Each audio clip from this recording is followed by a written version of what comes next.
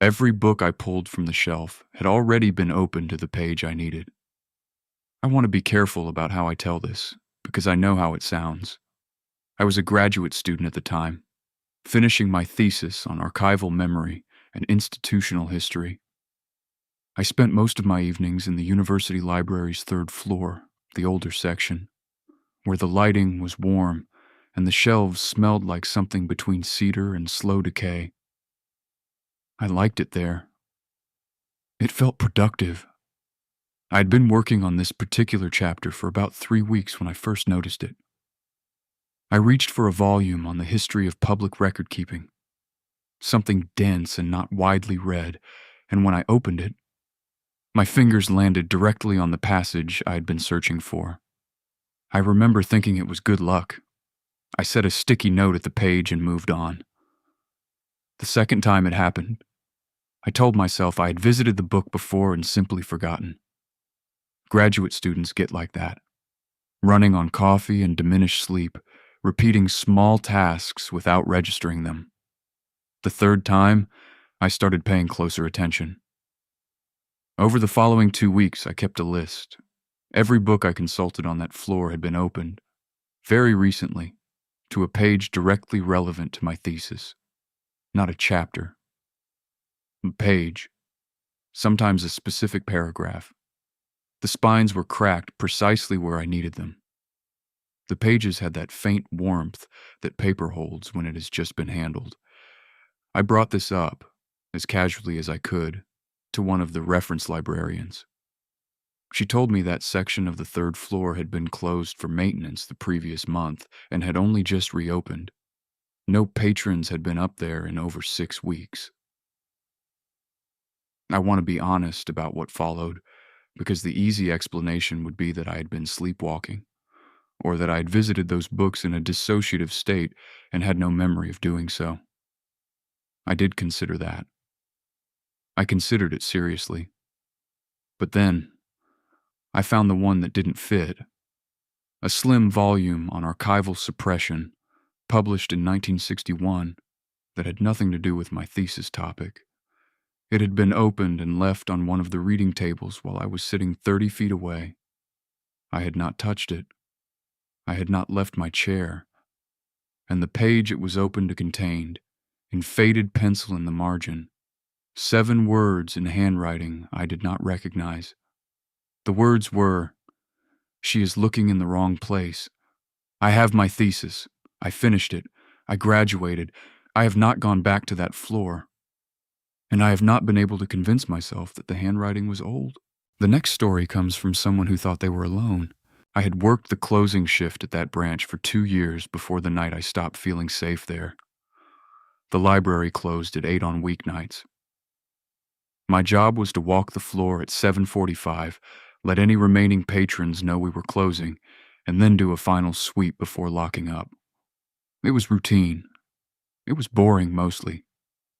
That evening I gave the usual announcement over the intercom, walked the main floor, and found only one person left. A man sitting at one of the public computers near the back. I told him we were closing in 15 minutes.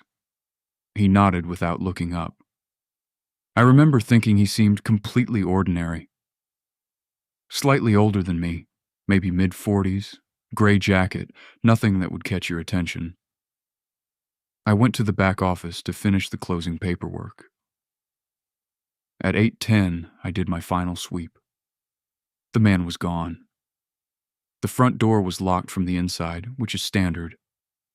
I checked the restrooms, the study rooms, the children's section.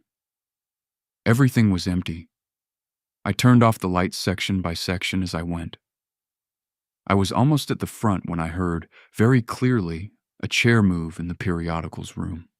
Not loudly, just the soft scrape of a chair leg on a hard floor. I stood completely still. Libraries make sounds. Old buildings settle. I knew that, but I also knew that I had already walked through that room. I had turned the lights off myself not 4 minutes earlier. I called out. I said that the library was closed. Nobody answered. And then the lights in the periodicals room came back on. I did not go back into that room. I called my manager from the front desk. She arrived in under 10 minutes, and we walked the building together. Every room, every closet, under every table. There was no one inside. The rear emergency exit had not been opened. It would have triggered the alarm. Every window was latched from the inside. My manager said it was probably an electrical fault. The motion sensor on the lights was old and unreliable. She laughed about it, and I laughed too, and I almost believed it. But before we left, I went back to check the periodicals room one more time. The chair that I had heard move was not where I'd left it. It was facing the door, facing me, tucked close to the table, neatly, the way you would leave it if you had stood up from it deliberately and wanted to leave things tidy. I handed in my notice the following week. I have never worked a closing shift since. What follows is quieter than the last story and somehow harder to dismiss. There is a book that has been returned to our library 14 times. I know because I'm the one who keeps finding it. I work in a small branch library in a rural county. We are not a large operation. We have a single return shelf near the entrance where patrons leave books they have borrowed. The shelf is cleared each morning. This particular book appeared on it for the first time about 9 months ago. It's a self-published collection of local poetry, printed in a very small run, the kind of thing that gets donated once and sits on the shelf for years. There is no record of it being checked out. Our system shows it was donated in 2009 and has never left the building on an official loan. The first few times I found it on the return shelf, I assumed someone had simply picked it up, browsed it, and set it down there out of habit. That happens, but it kept appearing. Every week, sometimes twice in a week, always on the return shelf, always positioned with its spine facing outward, the way you would place it if you wanted it to be found. I started checking the security footage. The camera above the entrance has a partial view of the shelf. What I found was that the book appeared overnight, each time, always between midnight and 5 in the morning when the building was locked and empty. In the footage, you can see the shelf clearly at closing. The book is not there. By morning it is. The camera never captures the moment it arrives. It is simply absent, and then it is present. I read the book, all of it. The poetry is unremarkable, short verses about the county, about seasons, about people with names I don't recognize. But the last poem is different from the others. It's handwritten, in ink, directly on the page, as though it was added after the book was printed. It describes a library. It describes the smell of it, the layout of the shelves, the light above the returns desk. It describes someone waiting. The poem is not dated. The handwriting does not match the author's signature on the inside cover. I have shown it to 2 colleagues, and neither of them can explain it. I have not removed the book from the building. I don't know why, exactly. It feels like the wrong thing to do. Every morning I check the shelf, and some mornings it is there, and some mornings it is not.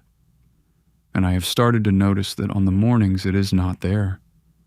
I feel watched in a way that I don't when it is, as though its absence is the thing I should be afraid of,